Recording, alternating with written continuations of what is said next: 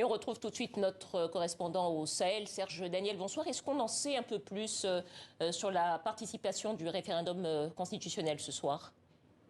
Alors, pour le moment, il n'y a pas de chiffres officiels. C'est ce que les témoins, les observateurs ont quand même constaté sur le terrain, c'est qu'il n'y avait pas d'affluence devant les bureaux de vote aujourd'hui dans la capitale malienne, mais également au centre où, par exemple, il y a une centaine de bureaux de vote qui n'ont pas ouvert. Il n'y avait pas de monde devant les bureaux de vote. Par exemple, j'ai un confrère qui a voté dans l'après-midi vers 15h temps universel, qui me disait que dans son bureau de vote, par exemple à Bamako, il y avait un électeur toutes les 15 minutes. Donc, on aura les résultats dans 72 heures, mais le taux de participation sera effectivement une indication à suivre de très près.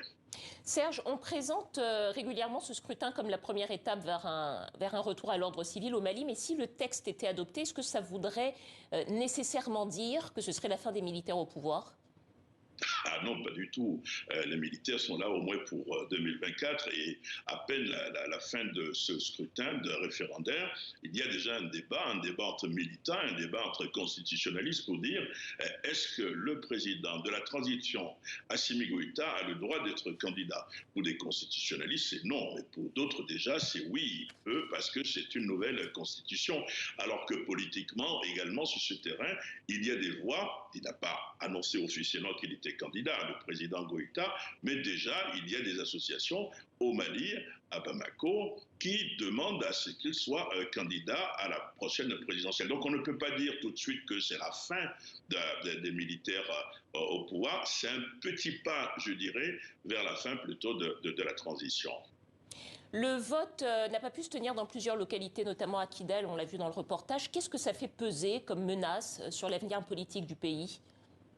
C'est la tache noire de ce référendum, de ce scrutin référendaire. Kidal, la région de Kidal, c'est une région qui a une superficie quasiment le double de la superficie d'un pays comme le Togo. C'est une région importante et c'est une région contrôlée par les ex-rebelles qui sont impliqués dans un processus de paix. Et donc, le problème, c'est que le référendum, on change de constitution aussi pour pouvoir appliquer l'accord de paix d'Alger.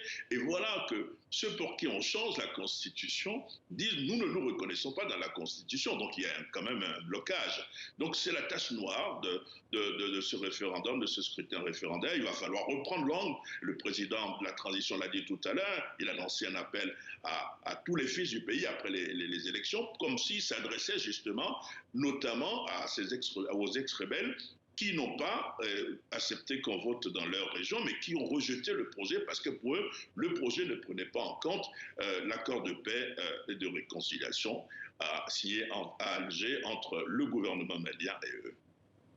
Merci beaucoup, Serge Daniel, correspondant de TV5 Monde au Sahel. Merci à vous.